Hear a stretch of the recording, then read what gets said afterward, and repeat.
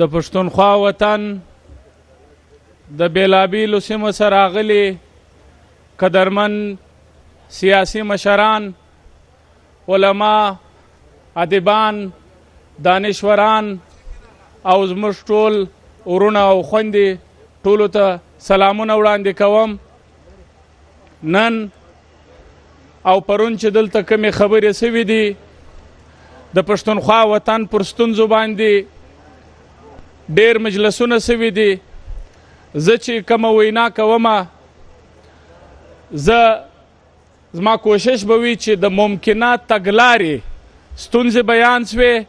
اوس قدرمن مشر منظور پښتون صاحب د پښتونخوا وطن مسلې په ډېر جامع انداز پیش کړې، نو زه د ممکنه تګلارو وخواته ځم چې د آئین په چوکاټ کې دننه زموږ سره څه اپشن سته او څه پکار دي.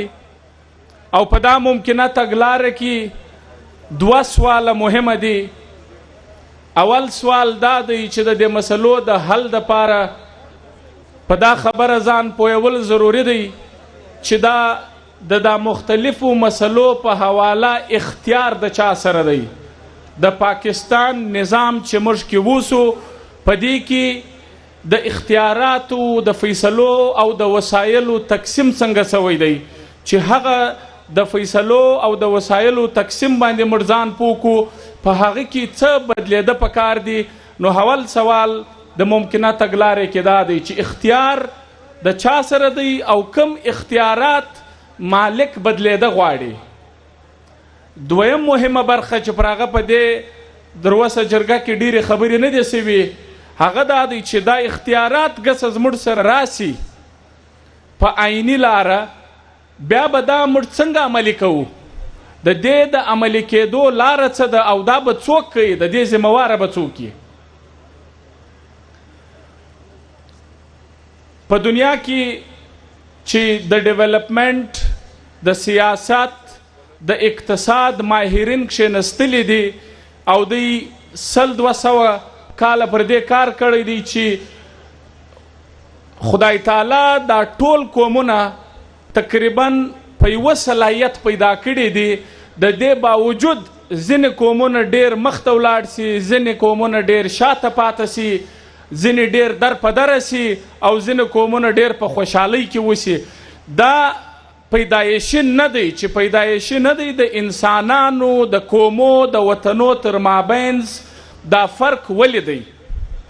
نو په دې باندې بیا د دنیا سکالرانو ډېر بحثونه کړي دي. د هغه په یوه جمله کې نچوړ دا دی، په دې کې سکالرانو دا ویلي دي چې دا د جغرافیاو د وسایلو سره کار لري. کم وطنونه، کم قومونه چې داسې جغرافیه لري، قومي قدرتي وسایل لري او اوارې مځکې لري، آبادې مځکې لري، هغه پر مخ تللي دي. بیا چا دا دلیلونه پیش کړي وو چې دا د ټولنیز ژوند د اقدارو سره کار لري، سوشل نارمز سره کار لري، چې کم قومونه د یوې ژبې د یوه اقدار والا دي هغه ژر مخته تللي دي. په کومو قومو کې چې کثیر القومي ملکونه دي لکه پاکستان چې په هغه کې مختلف ژبې، رنګ، نسل قومونه پراته دي، هغه ډېر اسانه مخته نه دي تللي. دا مختلفه تیوریانې راغلي دي چې هغه دا کوشش کړی دی چې ولې یو قوم مخته ځي بل شاته ځي. نو د دا 100 کالو د دا بحث نن نتیجه دا ده چې پر هغه د دنیا پوهان متفقه دي. هغه دا ده چې دا د بلوچستان، د خیبر پښتونخوا یا زموږ د قبایلي علاقو رنګه په داغه جغرافیه، په داغه وطن، په داغه وسایلو باندې هم ملکونه ډېر مخته تللي دي. د ملکو د قسمت د تقدیر فیصله په جغرافیه نه کیږي. په دې کې د دوی د تقدیر فیصله د هغه ملک پر انسټیټیوشنل سټرکچر یا اداراتي نظام باندې کیږي او هغه اداراتي نظام مجبر ته دې خبرې ته راولي چې د وسایلو او د فیصلو اختیار د چا سره دی. نو د دې سوال سره نو دا زموږ اول سوال دی. زه راځم د پاکستان د آئیني نظام وخواته. د پاکستان په آئین کې موږ یو فیډرل ډیموکراسي د وفاقي جمهوریت دی. دا وفاقي جمهوریت دوه برخې لري. بیا پر جمهوریت د دنیا پوهان پر وفاقي نظام ډیر پوهانو خبرې کړي دي. په دنیا کې دا ټیم تقریبا 13 وفاقي ملکونه شته چې هغو وفاقي نظام خپل کړی دی. د وفاقي نظام د یو ښه وفاقي نظام پوهانو دوې نشانۍ ښولې دي. اوله نشاني دا ده چې ښه وفاقي نظام هغه چې هغه ځینې مسلې وقومو یا ولاندې خطو ته کلي و جزوي اختیار ورکړی چې دا ستی په حواله تی پوس واستی کار پوسو. دا ته په انګریزي کې موږ وایي سیلف رول، خپلواکي. یعنی ځینې مسلې باندې کلي و جزوي اختیار خپل وفاقي اکایانو ته ورکړی. دویم د ښه وفاقي نظام پہچان چې مشترکې مسلې چې په هغه کې د هر وفاقي اکایي تعلق ورسره شته، هغه مشترکو فیصلو اختیار چې دی هغه به مشترک وي، هغه به دا ټولې وفاقي اکایانې په ګډه کوي. نو ودې ته دوی وایي شیرډ رول. نو یو سیلف رول دی، یو شیرډ رول دی. نو زه اوس دا دوه اصوله د پاکستان پر موجوده وفاقي او آئینی نظام اپلای کوم. اول زه راځم شیرډ رول ته، یعنی هغه زموږ مسلې چې هغه د ټول پاکستان قومونه په ګډه به فیصله کوي، پر هغه زه راځم. او هغه لکه نن چې سار یو سپیکر وویل د پاکستان په آئین کې دوه لیسټ دي، یو ته فیډرل لیجسلیټیو لیسټ 1 وایي، بل ته فیډرل لیجسلیټیو لیسټ 2 وایي. فیډرل لیجسلیټیو لیسټ 1 هغه دی چې پر هغه کلی جزوي اختیار د وفاقي حکومت دی چې دوی به په دې حواله مکمل اختیار فیصلې کوي. فیډرل لیجسلیټیو لیسټ 2 هغه لیسټ دی چې په هغه کې د کاونسل اف کامن انټرست سره اختیار دی. په دا نظام کې مشرانو زه اوله مسله استی و مخته ایږدم، هغه دا ده چې د پاکستان موجوده وفاقي نظام چې دلته جمهوریت راسي هم، چې دلته زموږ د غیر منتخبو ارادو په سیاست کې مداخلت ختم هم سي، دا جمهوریت دا وکشنۍ صوبو ته فایده او ګټه نه رسوي. او هغه ګټه په دا نه رسوي چې دا موږ په انګریزي کې ورته وایو دا میجورټیرین ډیموکراسي ده.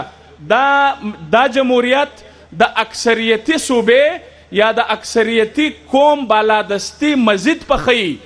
دا میجورټیرین ډیموکراسي تاوان دا دی چې دا هر هغه پارټۍ، هر هغه سیاسي ګوند چې پر وفاق په اقتدار کې راځي، دا زموږ موجوده سیاسي نظام واغه ته هیڅ انسنټیو نه ورکوي چې دی د بلوچستان، دی د فاټا رنګه شاته پاته سیمو کې دی انویسټمنټ وکړي، دی د هغو پام وکړي، دی د هغو فکر وکړي.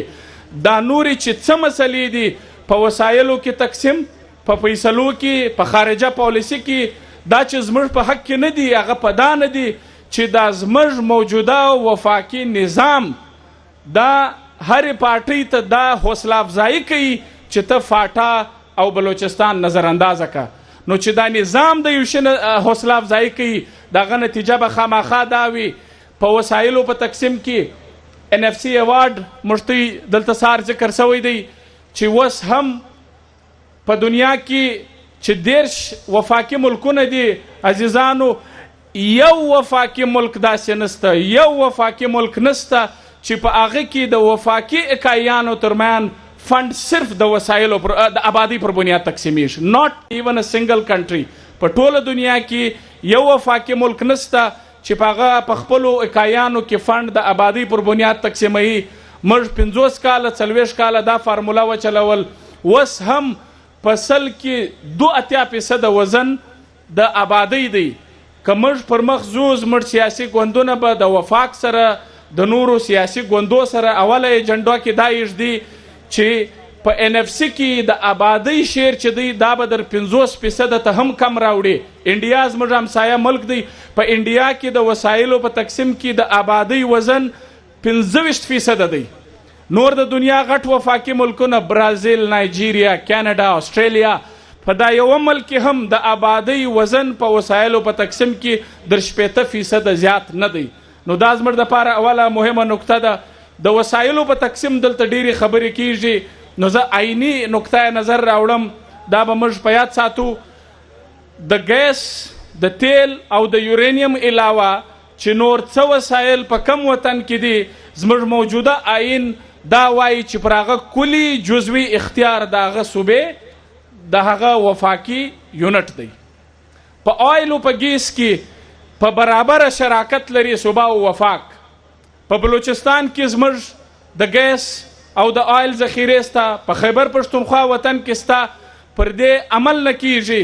د هغه عملي کولو دپاره زه دا تجویز پیښومه چې دا د آئین آرټیکل 172 عملي کېدو دپاره چې څه زموږ د ګیس او د تیل کمپنیانې دي چې په وفاقي لیول چلیږي، د دا ټولو کمپنیانو ملکیت چې دی د دې ملکیت به ټرانسفر کوي و دا صوبو ته چې څوک په ګیس او په تیل کې خپله برخه لري، د دې اونرشپ، د دې ریونیو او د دې په مینجمنټ کې به هغه صوبه د خپل پروډکشن شیر مطابق برخه لري. که دا نسی وه دا کې آئیني طور دا ډېر غټ کلاز راغلی دی، لیکن د عملي کېدو دپاره بیا موږ دا کلاز هیر کړی دی. بیا د وفاقي نظام په حواله سره خارجه پالیسي وفاق جوړوي، خو دا خارجه پالیسي چې د هغه قیمت پښتانه ادا کوي، چې د هغه قیمت د بلوچستان د فاټا د پښتونخوا سیمې اوسېدونکي ادا کوي، د پالیسۍ په جوړېدو کې د دې هېڅ اختیار نشته. پاکستان چې دا اوس کومه دعوه لري چې د دهشتګردۍ په جنګ کې 80,000 پاکستانیان وژل سوي دي، نو ما ډیټا راویستل چې دا 80,000 څوک دي چې دا موږ دعوه لرو چې دا په دا جنګ کې مړه دي. په 80,000 کې 80,000 کسان د خیبر پښتونخوا، د فاټا او د کراچۍ خلک دي.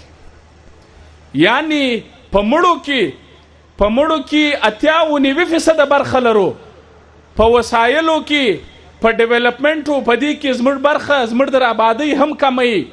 هغه په دا ده چې د دې ملک خارجه پالیسي، خاص طور پر هغه پالیسیانې چې هغه پر موږ اثر لري، لکه افغان پالیسي. موږ به په پارلیمنت کې زموږ ګوندونه دا یو تجویز ږدي چې افغان پالیسي چې هر وخت جوړیږي هغه یو طاقتوره پارلماني کمیټۍ ته به پیښیږي، او د دې طاقتوري پارلماني کمیټۍ صدارت دا به د خیبر پښتونخوا او د بلوچستان په ګډه وي.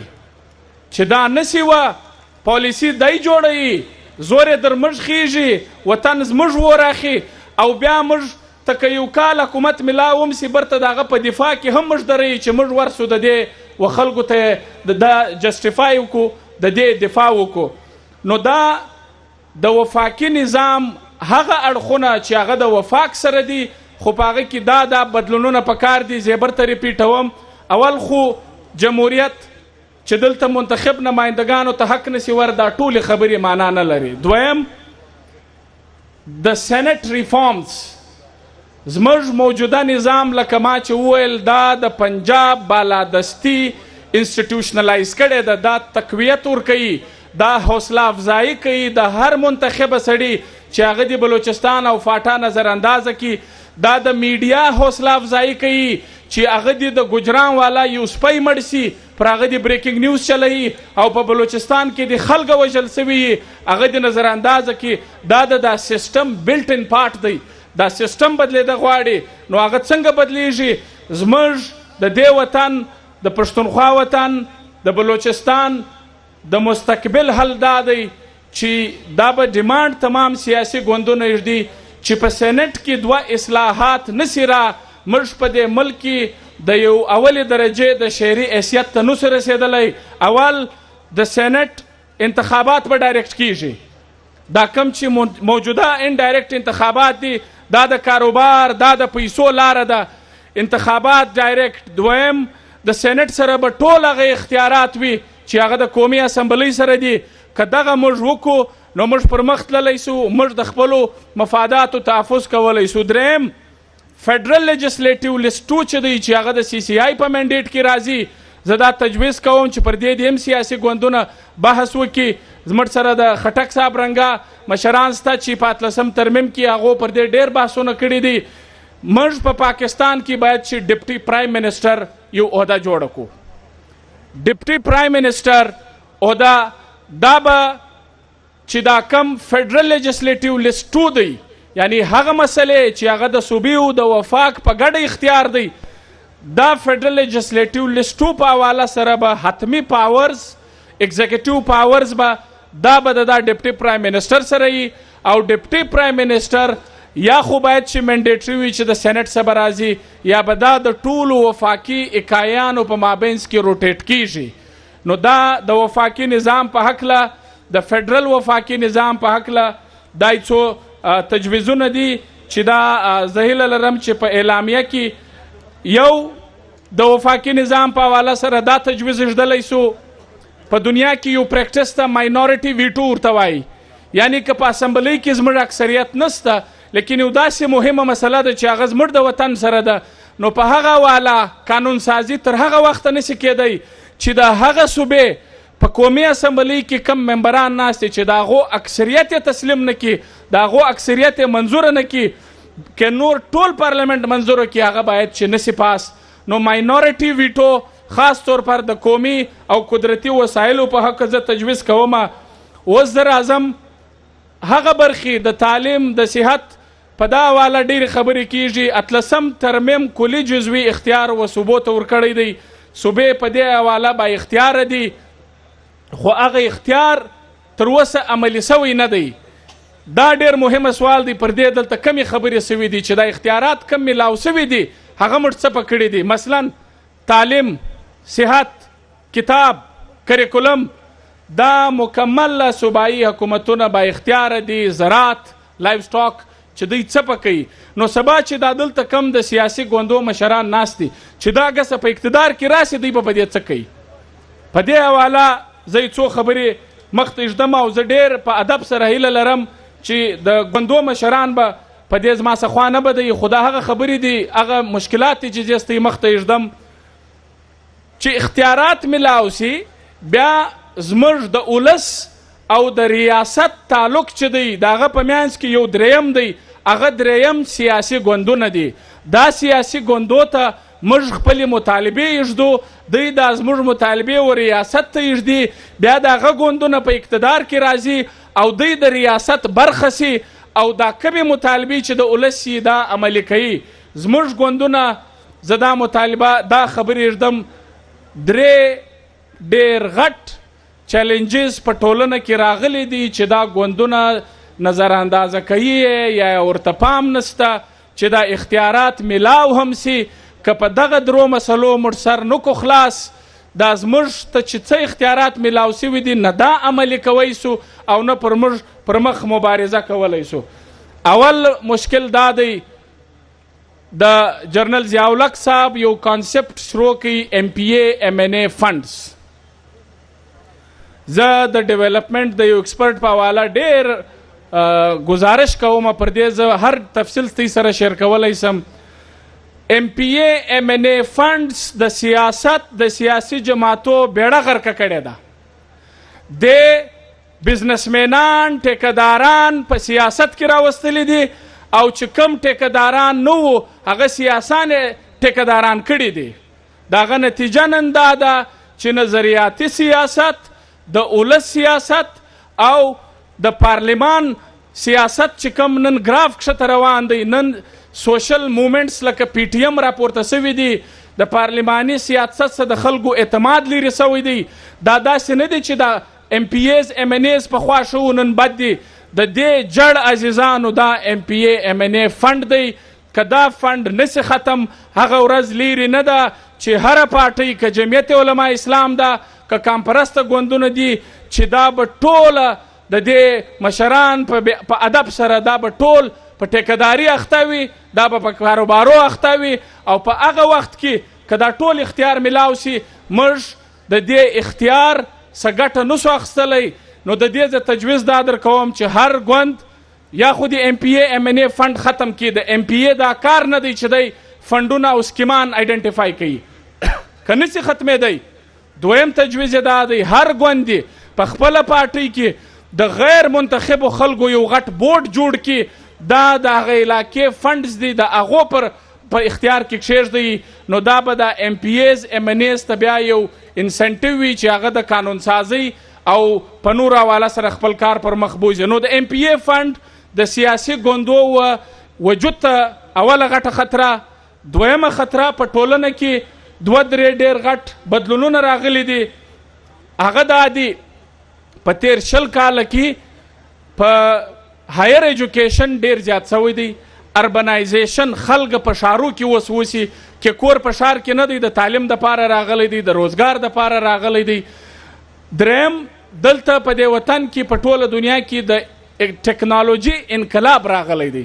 د نن څخه 20 کاله مخکې په ګرد کلي کې به یو PTCL و، پر هغه به ټلیفون راتلی چې په پلانۍ ورځ ما ورور زما پلار راوغواړه.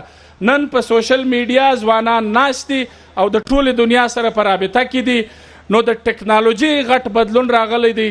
او بل یو دا بدلون دی چې په پښتونخوا وطن کې په بلوچستان کې موږ د ارتقایي عمل پر داسې سټیج ولاړ یو چې زموږ د آبادۍ اکثریت ځوانان دي.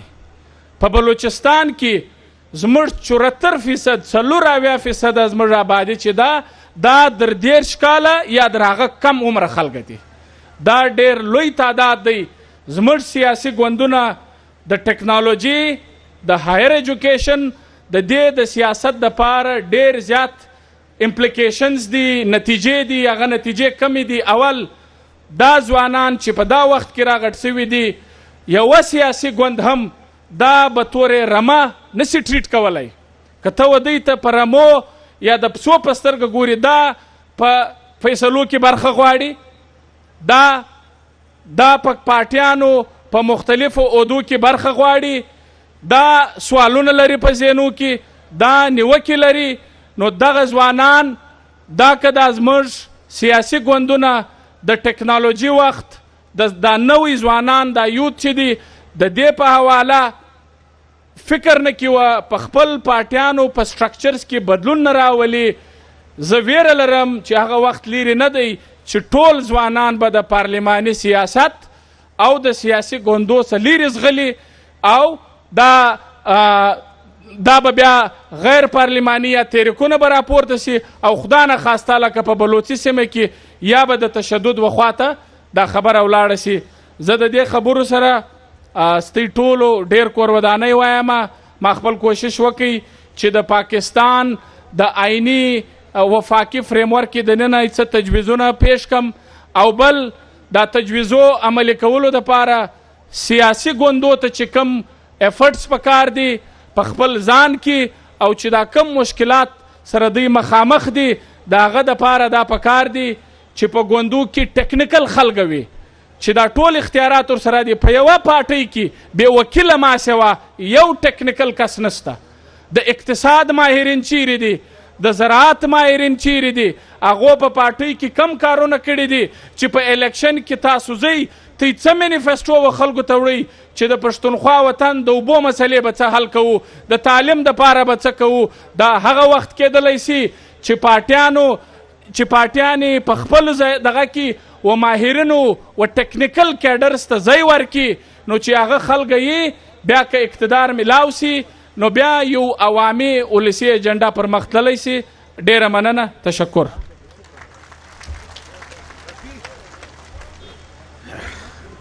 ډېره مننه.